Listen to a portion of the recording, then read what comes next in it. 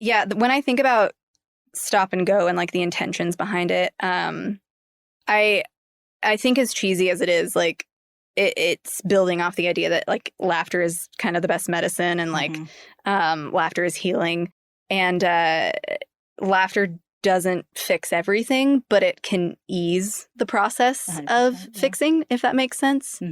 And so I really hope that that idea is communicated in Stop and Go to, you know, whoever chooses to see it.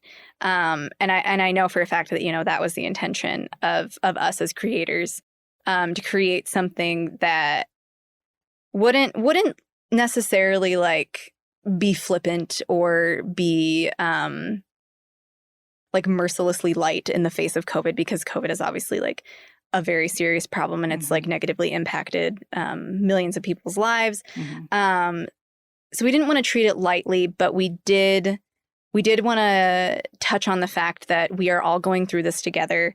This is something that none of us have experienced, and we are all experiencing it differently, but all experiencing it kind of the same in the same vein.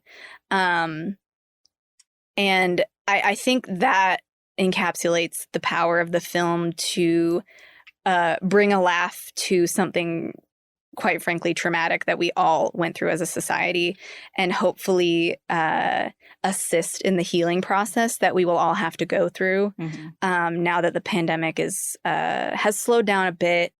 I really hope that the timing of this coming out works in its favor to help people heal, help people have a laugh. I think most of the population is ready in one way or another to move on. You know, like I think everybody wants to settle into whatever new normal you know is in store for us, and I think being able to like laugh about tragic events, you know, is just kind of part of the process of it. It's part of history, you know, like even the darkest histories, there's jokes and parodies and videos about that now, all types of content. And I think if anything, you know, like we kind of just did it during the pandemic, and, you know, we were just like, I think everyone's just ready to kind of like laugh about it and move on. You know, there's always going to be like that undertone of like, this was kind of a bit of a tragedy, but, you know, I think being able to laugh about tragic things is part of the healing process. And so, because treating, I think that in the process of healing, it's unrealistic to say COVID will always be a weight that hangs on our shoulders. It will always be this dark, deep, dark void thing that we're all dealing with. It was that. And, you know, in many ways it is still that. But I think you're correct in saying that at some point, a laugh is going to help. And a laugh is going to pull us away from that line of thinking, or help to begin that process. And I think that's really important in dealing with any trauma. Well, and there's so much during the pandemic that was comedic, like the toilet paper shortage.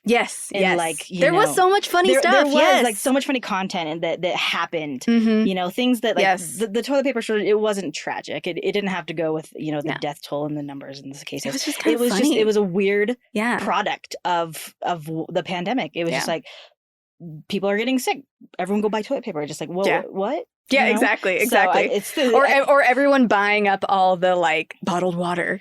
Yeah. I was like, why? And I think, you know, and like I think they joke about, like, I think it was the first segment of the movie where they sit down and they're talking about all the aspirations of like what they want to do for the year, which I thought was so funny, because I think it like just kind of just rounded out kind of all the funniness, like people who she's like, oh, I want to like invest in airplanes and hotels, and then like nobody's flying or traveling now. And so just like funny things like that, like going to Coachella, like Coachella was canceled. And so it's just, I think like that part, you know, it wasn't necessarily like making fun of like the sicknesses or the pandemic itself, but all of the products of what happens when there is a global pandemic. So I definitely think that is what I think people are going to connect with most. At least that's what I did.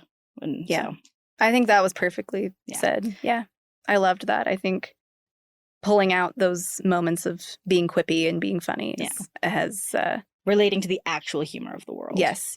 Because the reality of it is, this is a catastrophic thing, but we're all just weird human beings trying to figure out how to get through this catastrophic thing. And we're going to do weird stuff and we're going to do silly stuff. And isn't that worthy of a laugh? Yep. You know, 100%. That's how I feel about it.